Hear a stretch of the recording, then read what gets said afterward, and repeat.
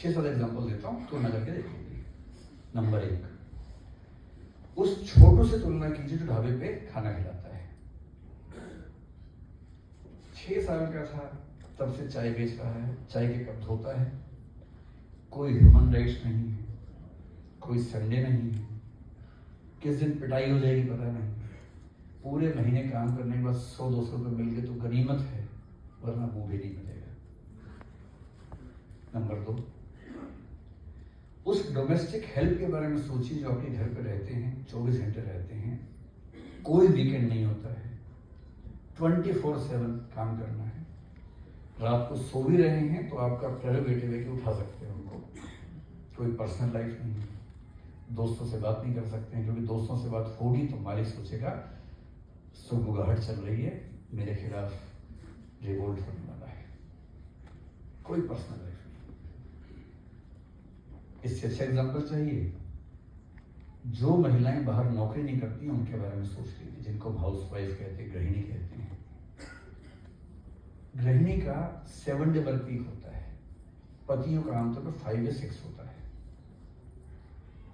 Studies है दुनिया भर में कि बाहर नौकरी करने वाले पति दिन में 8 से 10 घंटे नौकरी करते हैं, घर पे काम करने वाली औरत एवरेज दिन में 14 घंटे काम करती है, 7 दिन करती है। जब पति के त्योहार पे छुट्टी होती है, पत्नी का काम उस दिन डबल हो जाता है, पति दोस्तों को बुलाता है, पत्नी की तबाही हो जाती है, और उसके वर्क लाइफ बैलेंस पे बात होगी ही नहीं।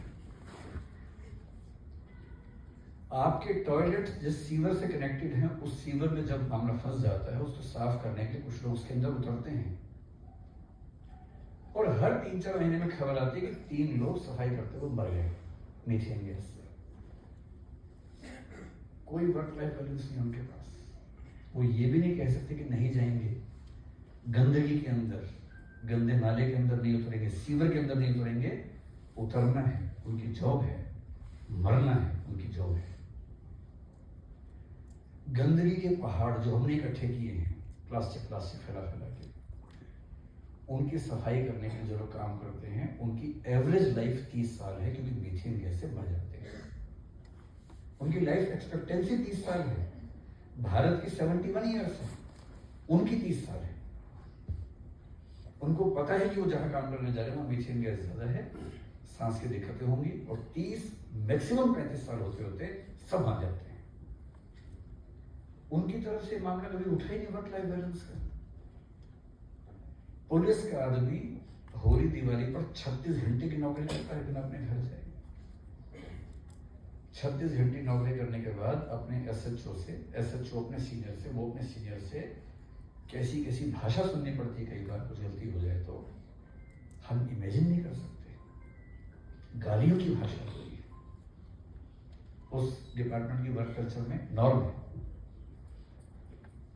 जब हम यहाँ पर छुट्टियां मना लेते हैं या शाम को थोड़ा खेल वेल लेते हैं, फ्रेश हो जाते हैं, सियाचिन पर काम करने वाला सैनिक -30-40 डिग्री में 5-5, 6-6 महीने बिना छुट्टी के काम करता है, देश की सुरक्षा करता है, उसके बाद उसको 7 दिन की छुट्टी मिलती है घर आने के लिए।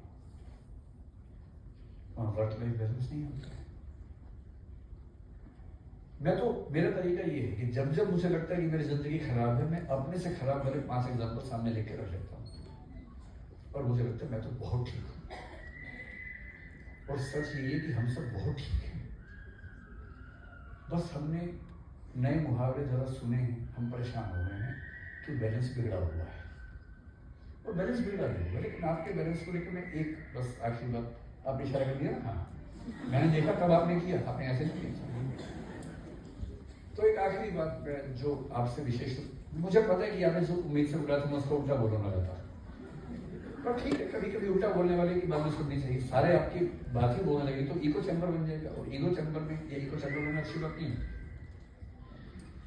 इको चैम्बर का मतलब है कि मेरे आसपास सारे वही लोग हैं जो मेरे जैसी बात करें, तो मुझे मजा आता है बात सुनने में। उसमें क्या मजा है? पर्सपेक्टिव चेंज भी तो होना चाहिए कभी कभी। अब मैं आपको एक ऐसी बात बताता हूँ, देखिए सार ये है कि जीवन में खुश रहना है, बस बाकी सब बेकार की बातें हैं। मैं इस एक वाक्य पे 6, 8, 10 घंटे लेक्चर दे सकता हूँ कि दुनिया भर के हर फिलोसफर ने क्या बताया इसके बारे में। और 10 घंटे के बाद भी जो बताऊंगा वो यही कि सार यही है कि खुश रहना है। खुशी कैसे मिलती है? खुशी आपको तो, आप तो मेडिकल साइंस के लोग हैं, आपको पता है कि मोटे तौर पर 4 हार्मोन से न्यूरोट्रांसमीटर्स हैं, वो मिलते रहें ठीक तरीके से खुशी मिल जाती है। ऑक्सीटोसिन मिलता रहे, थोड़ा प्रेम से मोहब्बत से बात होती रहे, 2-4 बढ़िया दोस्त हों, गप्पें होती रहे, पति पत्नी भाई बहन बच्चा माँ बाप और कोई पेट है तो एक अच्छा हार्मोन मिला, आप खुश हो गए, इतना ही खेल है उसका। एक्सरसाइज कर लेंगे, एंडोर्फिन थोड़े बह जाएंगे तो खुशी का एहसास हो जाएगा। जिम जाना कितना खराब लगता है, लेकिन जिम में आधा घंटा गुजारने के बाद जो आनंद है, बस वो आधे घंटे की दूरी है आनंद से, आपकी उतनी दूरी है। इतने सुंदर कैंपस में रोज शाम को अगर आप खेल लेते हो तो कितना आनंद आता होगा, उससे बड़ा क्या सुख जीवन में। असली खेल डोपामीन और सेरोटोनिन का है। डोपामीन के चक्कर में ज्यादा नहीं रहना है, और आजकल हो क्या रहा है कि डोपामीन के चक्कर में ज्यादा आ रहे हैं।